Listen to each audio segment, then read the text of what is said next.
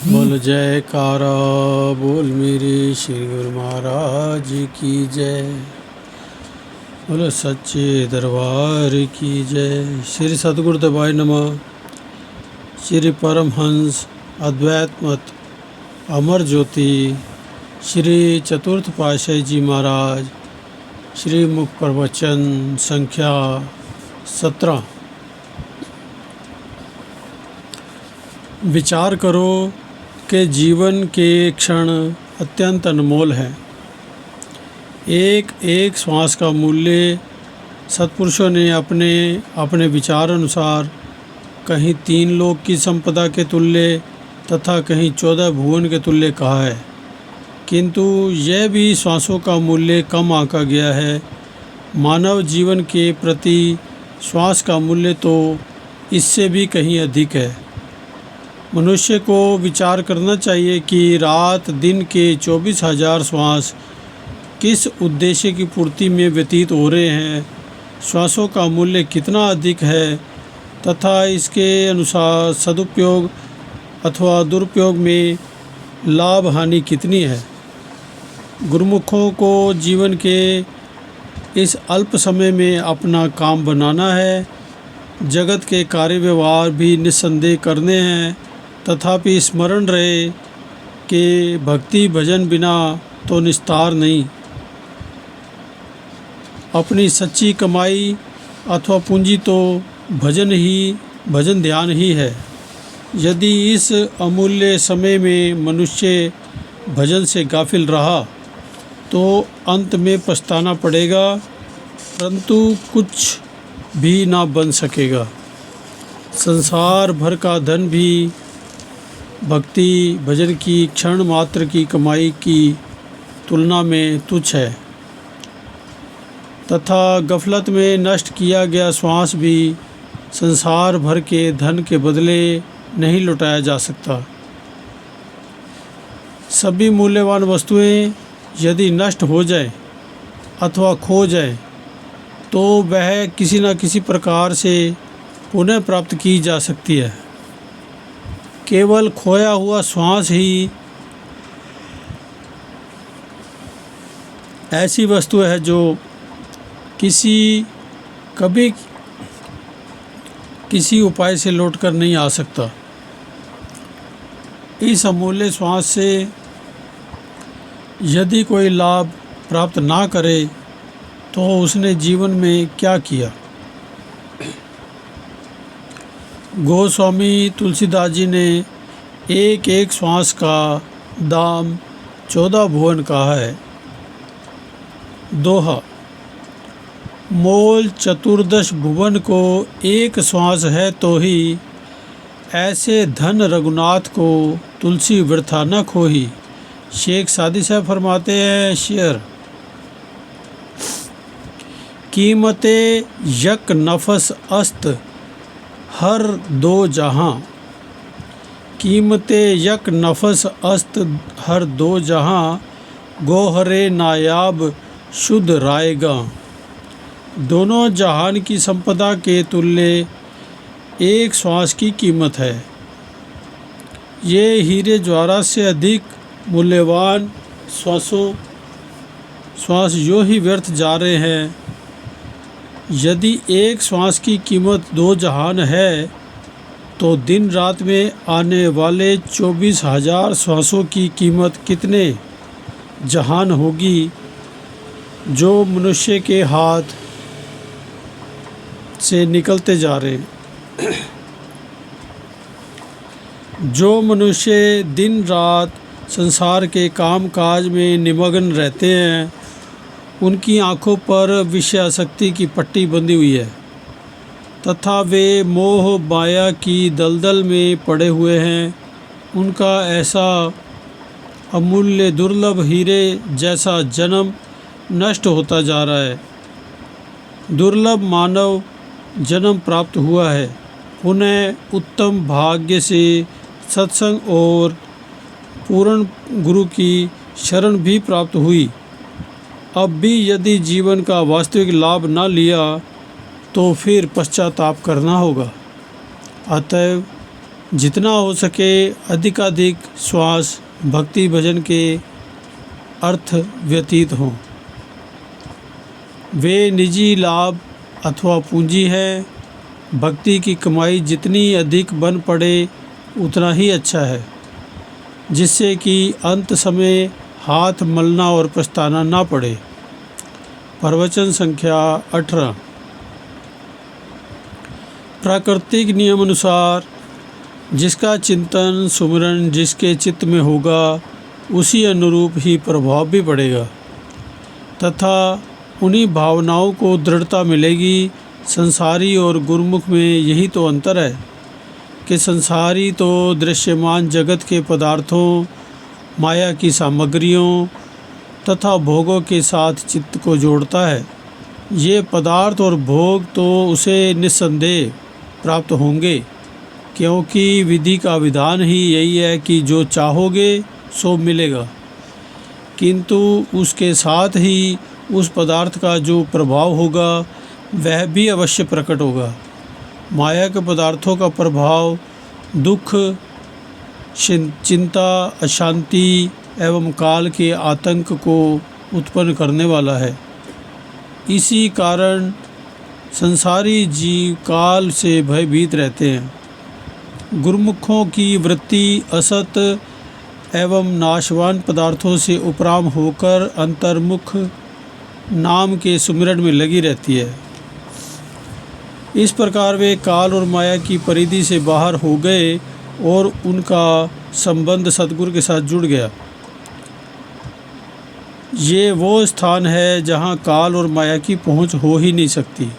सत्पुरुषों के वचन है, सो कत डरे जी खसम संभारे, सो कत डरे जी खसम संभारे, डर डर पचे मन मुख बेचारे, सिर ऊपर मात पिता गुरुदेव, सफल मूरत जाकी निर्मल सेव, एक निरंजन जाकी रास, मिली साध संगते होवे प्रगास, जीवन का दाता पूर्ण सब ठाई, कोटि क्लेश मिटही हरि नाई, जन्म मरण सगला दुख नासै, गुरुमुख जके मन तनि बासै, जिसनो आप ले लड़ लाई, दरगह मिले तिसे ही जाई, सेई भगत जी साचे भाणे, जम काल ते भय निकाणे, साचा साहिब सच दरबार, कीमती कौन करे विचार, घट घट अंतर सगल आधारू, नानक जाचै संत रेणारू। गुरबाणी। जो गुरुमुख अपने मालिक का सुमिरन करता है वह किसी से क्यों डरेगा। मनमुख जीव ही काल के भय से आतंकित होकर परेशान रहते हैं। गुरुमुख के शीश पर तो गुरुदेव की छत्र छाया है, जो माता पिता के समान उसकी सुरक्षा करने वाले हैं। श्री सद्गुरुदेव महाराज जी का दर्शन सब मनोरथों को पूर्ण करने वाला है तथा उनकी सेवा मन को निर्मल करने वाली है। गुरुमुख की पूंजी केवल मालिक का सच्चा नाम है, जो सत्पुरुषों की संगति में प्राप्त होता है। यही नाम ही सब जीवों का जीवन दाता है तथा सर्वत्र भरपूर है। इस नाम के प्रताप से करोड़ों क्लेशों एवं दुखों का नाश होता है। जिस गुरुमुख के तन मन में यह नाम सच्चा नाम बस जाता है, उसके जन्म मरण आदि दुखों का अंत हो जाता है। पूर्ण सद्गुरु जिसे अपनी शरण में ले लेते हैं, परलोक में भी उसके साथ रहते हैं। वही सच्चे भगत है जो गुरु की मौज अनुसार जीवन व्यतीत करते हुए उनकी कृपा के पात्र बनते हैं। फिर यम काल के भय से मुक्त हो जाते हैं। सच्चे मालिक का दरबार सच्चा दरबार है। उनकी महिमा उपमा कौन कर सकता है। वह मालिक का नाम सबके घट में रमा हुआ है तथा सबका आधार है। जो गुरुमुख इस आधार को प्राप्त कर लेते हैं वे सदा निर्भीक रहते हैं। अतः सत्पुरुष संत सद्गुरु की चरण धूलि ही वांछनीय है।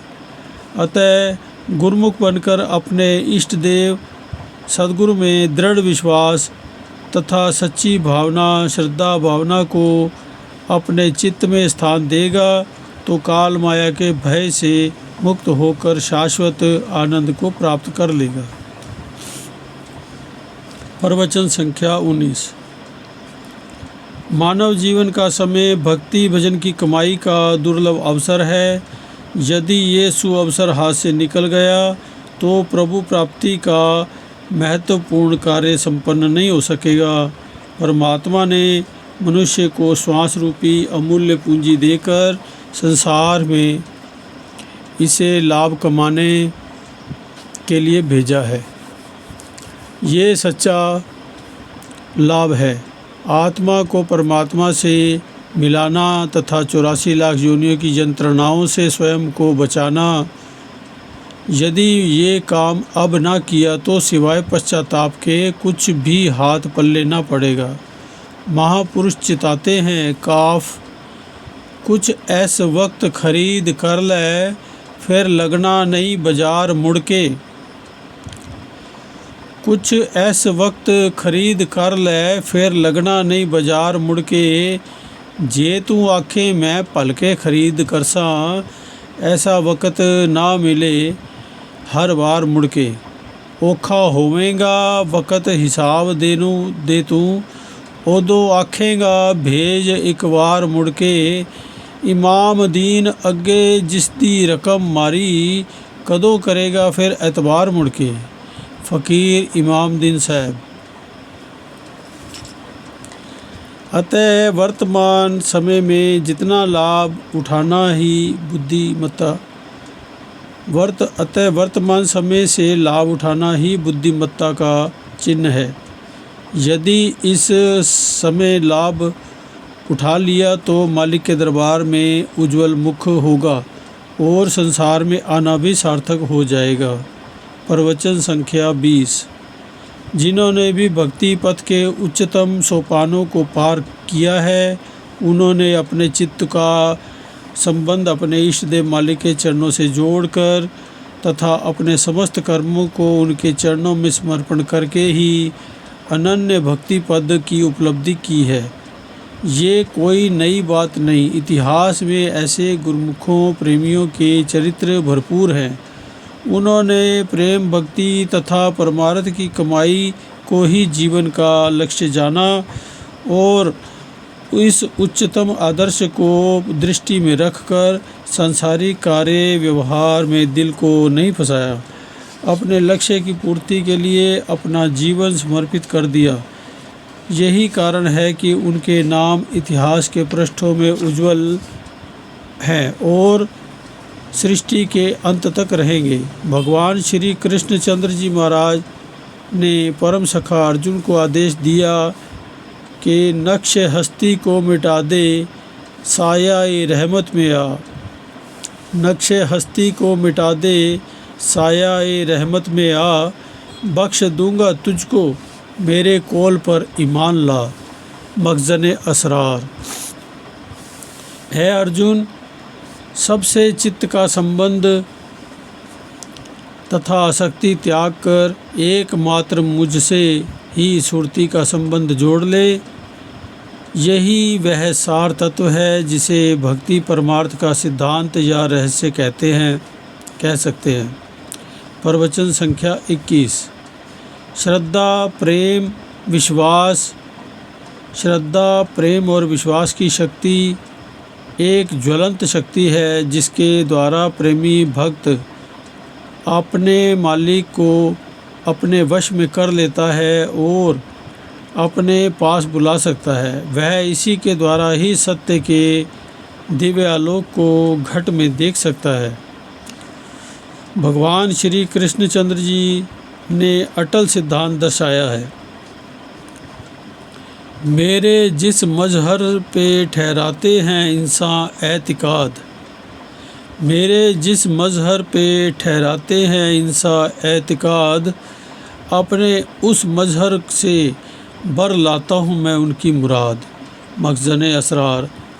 अर्थात जो मनुष्य मुझे जिस भाव से पूजता है, मैं उसकी उसी श्रद्धा के अनुरूप भावना को सुपुष्ट करता हूँ तथा वह अपनी श्रद्धा के अनुरूप ही मुझसे भक्ति परमार्थ का लाभ प्राप्त करता है। भक्ति मार्ग में श्रद्धा, विश्वास और प्रेम का वही स्थान है जो हमारे शरीर में प्राण का है। जिस प्रकार प्राण के बिना शरीर निर्जीव होता है, वैसे ही इनके बिना भक्ति में प्राणों का संचार नहीं हो सकता। भक्ति निर्जीव सी रहती है। संत सद्गुरु का परम पावन स्वरूप ही परमार्थ भक्ति का स्रोत है। उनके परम पावन स्वरूप से निरंतर भक्ति परमार्थ की किरणें फूटती रहती हैं। भक्ति की ज्योत्सना देदीप्यमान इन रश्मियों को अंतर्मन में समाना एवं अंतर्दृष्टि प्राप्त करना, श्रद्धा, विश्वास और प्रेम इसका प्रथम सोपान है। महापुरुषों के इन दिव्यतम प्रवचन ज्योति को हृदयंगम कर सभी गुरुमुख जिज्ञासु प्रेमी जन सुख, शांति तथा आनंद प्राप्त करें। भक्ति के वास्तविक रहस्य को समझने का सरल मार्ग संत महापुरुषों के सद्वचनों का परिपालन करना ही है। अगला पाठ संप्रदाय के पंचम जानशीन युग सम्राट। बोलो जयकारा बोल मेरे श्री गुरु महाराज जी की जय।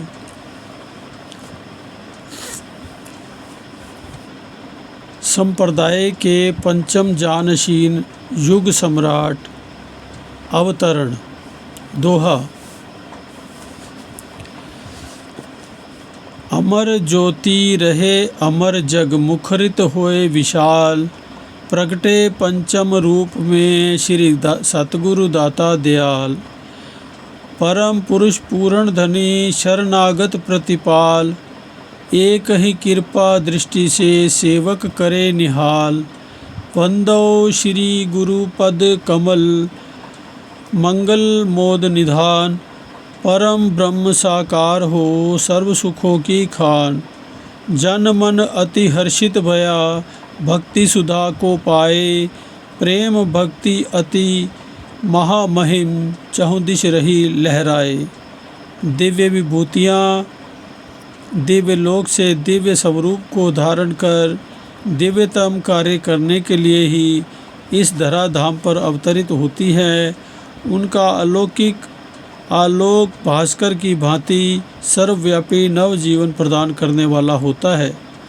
इसी अलौकिक आभा को लिए हुए श्री परमहंस अद्वैत मत के अमर संदेश को जन जन तक पहुँचाने, युग युगांतरों तक भक्ति का दिव्य प्रकाश फैलाने के लिए संप्रदाय के प्राण बनकर अवतरित हुए हमारे हृदय सम्राट सर्वजन हितैषी प्रभु श्री श्री 108 श्री स्वामी दर्शन पूर्णानंद जी महाराज। बोलो जयकारा बोल मेरे श्री गुरु महाराज जी की जय। आप 20 सितंबर 1926 तदनुसार आश्विन शुक्ल पक्ष त्रयोदशी संवत 1983 सोमवार के शुभ दिन संध्या समय ग्राम रायपुर कला तहसील अजनाला जिला अमृतसर पंजाब में अवतरित हुए। पूज्य श्री अर्जुन दास जी को आपके पिता तथा पूज्य ज्ञान देवी जी को आपकी माता कहलाने का सौभाग्य प्राप्त हुआ। आपके शुभ्र भाल पर श्री चरण कमलों व कर कमलों में विलक्षण रेखाओं का समन्वय ही अवतार होने का साक्षात प्रमाण है। आपको पाकर सेतिया वंश तथा पंजाब की भूमि धन्य हो गए। आपके पूज्य माता पिताजी को आपके शुभ जन्म से पहले किसी ज्योतिषी ने कहा था, लाला आपके घर दिव्य गुण संपन्न महापुरुष का जन्म होगा। जन्म के पश्चात जब आपके पिताजी ने जन्म कुंडली बनवाई तो आपका शुभ नाम उसमें श्री साधु राम जी लिखा गया। उसी समय ही आपके पूज्य माताजी व पिताजी दिल में सोचने लगे कि हो सकता है ज्योतिषी की वाणी सत्य हो, तथा कभी कभी चमत्कार देखकर पूर्ण विश्वास भी हो जाता कि वास्तव में ये महापुरुष है। परंतु आपकी प्रबल माया उन्हें सब कुछ भुला देती। आपके पिताजी ने सोचा कि कहीं ये नाम यथार्थ ही ना सिद्ध हो जाए, अतः उन्होंने आपका नाम बदलकर श्री राम प्रकाश जी रखा। यही नाम अन्य संबंधियों में प्रचलित हुआ। आपके जन्म के पश्चात आपके पिताजी को दुनिया से उपरामता हो गई। वे हरिद्वार में एकांत वातावरण में रहने लगे। कभी कभी घर वालों के आग्रह पर घर आ जाते थे, अधिकांश समय वहीं पर ही बिताते। यहाँ उन्होंने साधु वेश भी धारण कर लिया। आप बचपन से ही सौम्य वृत्ति, प्रवृत्ति, साधु सेवी तथा एकांत वातावरण में प्रसन्न रहते थे। आपको दिव्य आनंद की अनुभूति तो आंतरिक रूप से प्राप्त थी, परंतु लोक मर्यादानुसार लौकिक शिक्षा ग्रहण करना, शिष्य रूप में सद्गुरु से नाम दीक्षा प्राप्त करना, शरणागति, गुरु आज्ञा पालन आदि नियमों को भी पूर्ण रूप से संपन्न किया। एक बार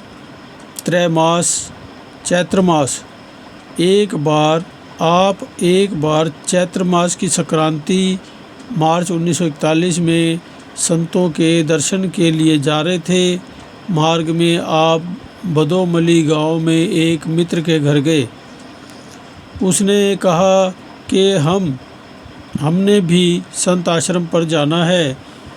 आप भी उनके साथ रवाना हुए और गंदोवाल संत आश्रम पर पहुँचे। नियति ने ऐसा संयोग बनाया कि गंदोवाल में उच्च कोटि की भक्ति भावनाओं से संपन्न महात्मा दयानंद जी व महात्मा श्रद्धा आनंद जी श्री आनंदपुर दरबार की ओर से सत्संग सेवा प्रचार कार्य कर रहे थे। आपने उनकी संगति में अपूर्व शांति आनंद का अनुभव किया तथा 15 वर्ष की आयु में उनसे नाम दीक्षा प्राप्त की। अब आप हर संक्रांति को गंदोवाल आश्रम में जाकर अपने भक्तिपूर्ण स्वभाव से सेवा करते। सन 1942 में वैशाखी के पर्व पर आप श्री आनंदपुर में श्री दर्शन के लिए पहुँचे। श्री सद्गुरुदेव महाराज जी श्री तृतीय पातशाही जी के दर्शन करते ही आपको आत्मानुभूति हुई और श्री सद्गुरुदेव महाराज जी ने कृपा दृष्टि करते हुए समीप बिठाकर विधिवत नाम अभ्यास की युक्ति बताई। इसके पश्चात जब आप रायपुर लौटे तो हर संक्रांति पर तथा जब भी पाठशाला से छुट्टियां होती तो सेवा की उमंग लिए गंदोवाल आश्रम में पहुंच जाते और हित चित से सेवा करके नियम पूर्वक अभ्यास करते। श्री दर्शन की चाह आपको आंतरिक रूप से विहल बनाए रखती। आपने लौकिक शिक्षा हिंदी, उर्दू, फारसी, अंग्रेजी में प्राप्त की। सन 1944 में आपने मैट्रिक पास की। बाहरी कार्य व्यवहार करते हुए भी आत्म अनुभूति के लिए विहल रहते। प्रथम आप एक वर्ष में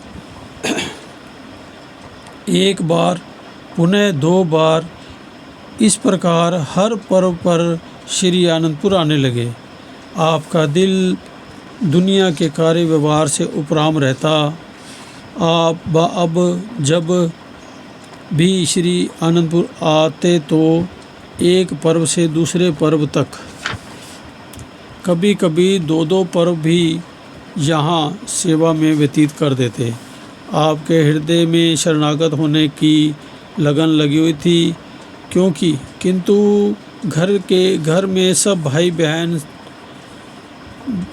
बहन भाइयों से आयु में छोटे होने के कारण आपसे सब स्नेह रखते थे। वे ये नहीं चाहते थे कि आप इतना ऐश्वर्य छोड़कर साधु बन जाएं। उनका जहाँ तक प्रयत्न था वह यही था कि आप घर पर रहकर ही भक्ति करें। आपके पिताजी को तो पहले ही संसार से उपरामता थी और वैराग्य, त्याग एवं एकांत वृत्ति के कारण वे हरिद्वार में साधु बन गए थे। श्री आनंदपुर में भी अनन्य श्रद्धा तथा प्रेम से श्री दर्शन के लिए आते थे। आपके बड़े भाई साहब भगत अमरनाथ जी जो कलकत्ता में रहते थे, उन्होंने देश विभाजन होने पर आपको कलकत्ता में बुला लिया और दुकान का कार्य व्यवहार करने के लिए विवश किया। सन 1947 से सन 1953 तक आप कलकत्ता में दुकान पर कार्य करते रहे। 1947 से 1953 तक इसी मध्य आप कई बार श्री दर्शन के लिए आनंदपुर आए और 2-3 बार श्री चरणों में शरणागति के लिए विनय की। श्री सद्गुरुदेव महाराज जी ने फरमाया कि श्री आनंदपुर आपका ही है, अभी कुछ समय बाहर रहकर ही सेवा करो। श्री आज्ञा शिरोधार्य कर आपने ऐसा ही किया। सन 1953 की बैसाखी के शुभ पर्व पर जब आप श्री दर्शन के लिए आए तो श्री सद्गुरुदेव महाराज जी के श्री चरणों में विनय की कि प्रभु अब बाहर बिल्कुल भी मन नहीं लगता, अतः श्री चरणों में स्थायी निवास करने की आज्ञा प्रदान कीजिए। श्री सद्गुरुदेव महाराज जी ने आपकी तीव्र लगन और अटूट श्रद्धा से पूर्ण इस विनय को स्वीकार कर लिया। आप श्री आज्ञा अनुसार कुछ कार्य व्यवहार समेटने के लिए कलकत्ता गए और शीघ्र ही दुकान का कार्य पूरा किया। आपसे अत्यधिक स्नेह होने के कारण सब घरवाले आपको घर में रहकर ही भक्ति के लिए विवश करने लगे, किंतु आप परिवार वालों के बंधन में कहाँ फंसने वाले थे। आप जिस उद्देश्य हेतु प्रकट हुए थे उसी मग पर दृढ़ निष्ठा से पग बढ़ाने लगे। आए हैं दुर्धाम से जो लेकर संदेश परमार्थ का, आए हैं दुर्धाम से जो लेकर संदेश परमार्थ का, वे घट में ही सब जानत है, ये खेल बना सब स्वार्थ का। नहीं किसी के बंधन में बंधते देते हैं ज्ञान यथार्थ का, अवतार धरे उपकारक बन है पाठ पढ़ा निस्वार्थ का। बढ़ते हैं आपके पथ पर ही, बढ़ते हैं अपने पथ पर ही और सदा लक्ष्य पर ध्यान धरे, फिर उनकी उपमा का कोई किस जुबां से कैसे बयान करे। आप श्री आनंदपुर में लौट आए और 4 जून 1953 को श्री चरणों में विनय कर सर्वस्व समर्पण कर शरणागत हो गए। कुछ समय पश्चात आपके पिताजी श्री दर्शन के लिए आनंदपुर आए। उन्होंने सद्गुरुदेव महाराज जी के श्री चरणों में विनय की, प्रभु ये तो धन धान्य ऐश्वर्य संपदा सबको छोड़कर फकीर बन गया है। श्री वचन हुए, हमने तो इन्हें सब संपदाओं का मालिक बना दिया है। इस रहस्य को उस समय किसकी इतनी बुद्धि थी जो समझ सके। केवल एक लीला का रूप समझकर इस रहस्य पर विचार ही न किया जो श्री वचनानुसार आज सब पर प्रकट है। श्री आनंदपुर में शरणागत होकर आप श्री दरबार की सेवा हित चित्त से करने लगे। श्री सद्गुरुदेव महाराज जी श्री तृतीय पातशाही जी ने अपनी निज मौज अनुसार 2 सितंबर 1956 रविवार के शुभ दिन आपको साधु वेश भी प्रदान कर आपका शुभ नाम श्री स्वामी दर्शन पूर्णानंद जी रखा। श्री सद्गुरुदेव महाराज जी उस दिन अत्यंत प्रसन्न हुए। वे जानते थे कि आने वाले समय में आपने श्री दरबार की सेवा के महान कार्य की जिम्मेवारी संभालनी है। इस प्रकार श्री तृतीय पातशाही जी महाराज जी तथा श्री चतुर्थ पातशाही महाराज जी के समय में आपने सेवा में कर्तव्य निष्ठता का साक्षात प्रमाण दिया। श्री सद्गुरुदेव महाराज जी श्री चतुर्थ पातशाही जी ने अपने आत्मस्वरूप कर्मवीर शिष्य को पाकर अपनी रूहानी शक्ति की दात निज स्वरूप में लीन होने से कुछ समय पहले ही आपको समर्पित कर दी तथा स्वयं निश्चिंत हो गए।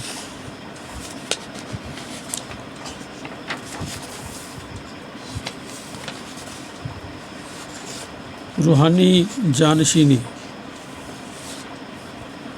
अगले पाठ में बोल जयकारा बोल मेरे श्री गुरु महाराज की जय। बोलो साचे दरबार की जय। श्री अनंतपुरवासी भगवान की जय।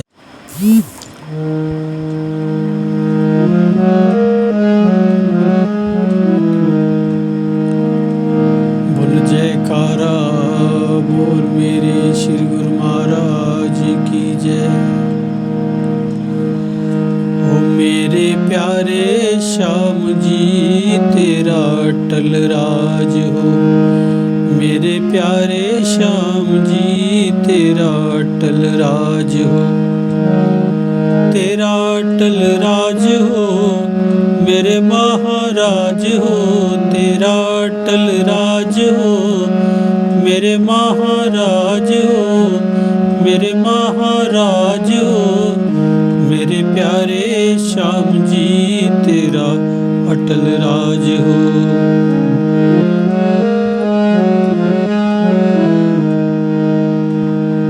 तेरा नाम गूंजे सारे संसार में। तेरा नाम गूंजे सारे संसार में। तेरी ऊंची महिमा तीनों लोक जाने। तेरी ऊंची महिमा तीनों लोक जाने। तीनों लोकों के प्रभु तीनों लोकों के प्रभु तुम सिर ताज हो। तुम सिर ताज हो मेरे प्यारे श्याम जी तेरा अटल राज हो। मेरे प्यारे श्याम जी तेरा अटल राज हो। तेरा अटल राज हो मेरे महाराज हो। तेरा अटल राज हो मेरे महाराज हो। मेरे महाराज हो मेरे प्यारे श्याम जी तेरा अटल राज हो।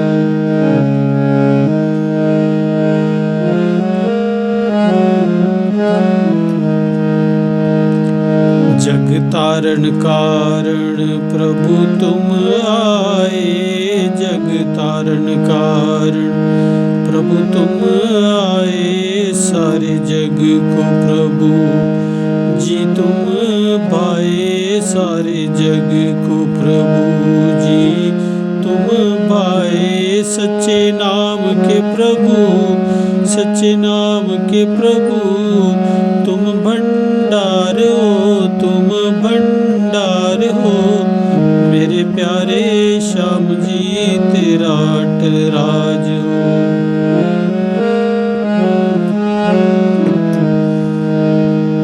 तीनों लोक में कोई तेरी शान का नहीं। तीनों लोक में कोई तेरी शान का नहीं। कोई सानी मेरे गुरु भगवान सा नहीं। कोई सानी मेरे गुरु भगवान सा नहीं। मेरे हृदय के तुम एक महाराज हो।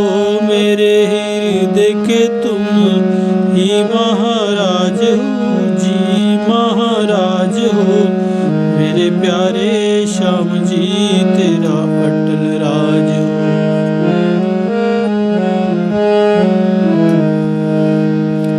तेरे चरणन में मेरी अरज यही। तेरे चरणन में मेरी अरज यही रहे। मेरे मन में सदा तेरी भक्ति रहे। मेरे मन में सदा तेरी भक्ति। मेरे हृदय के तुम मेरे हृदय के तुम एक महाराज हो जी महाराज हो।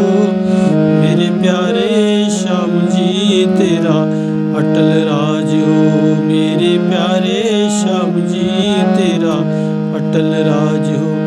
तेरा अटल राज हो मेरे महाराज हो। तेरा अटल राज हो मेरे महाराज हो। मेरे महाराज हो मेरे प्यारे श्याम जी तेरा अटल राज हो। मेरे प्यारे श्याम जी तेरा अटल राज हो। मेरे प्यारे श्याम जी तेरा अटल राज हो, मेरे प्यारे श्याम जी तेरा अटल राज हो। बोल जयकारा बोल मेरे श्री गुरु महाराज की जय। सुंदर सुंदर दर्शन देने वाले भगवान की जय।